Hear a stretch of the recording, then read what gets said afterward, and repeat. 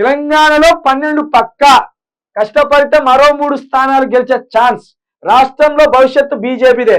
బీజేపీని కనుక మీరు తెచ్చుకుంటే 100 రూపాయలు పెట్టి ఉరితాడు మీరే కొనుక్కొని సందుగలో దాచిపెట్టుకున్నట్టు, బుద్ధి పుట్టినప్పుడు ఉరేసుకొని సావడానికి.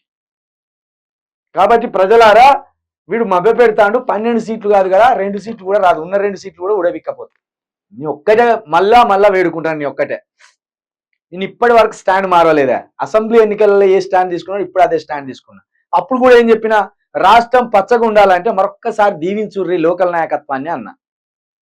లేకపోతే ఆగమవుతారు, మీ కళ్ళారా మీరే చూస్తారా అన్నా. ఆ రోజు నేను చెప్పింది అయిందా లేదా? కరెంటు కష్టాలు మొదలైనయా లేదా? నీటి కష్టాలు మొదలైనయా లేదా? నిరుద్యోగులు ఆశపడ్డట్టు ఉద్యోగాలు ఒక్కసారి 2 లక్షలు ఎత్తనండి.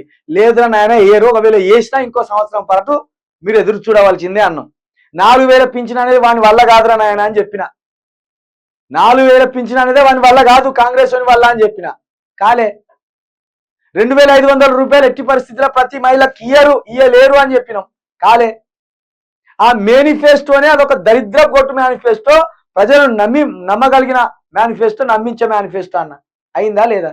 కాబట్టి మళ్ళా 12 సీట్లని బీజేపీ అంటాను, 14 సీట్లని కాంగ్రెస్ అంటాను.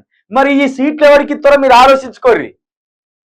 ఈ 14 సీట్లు 12 సీట్లు ఎవరికి ఇస్తే రాష్ట్రం స్థిరంగా ఉంటుందో మీరే ఆలోచించుకోర్రి. చెప్పుడు కాదు కానీ.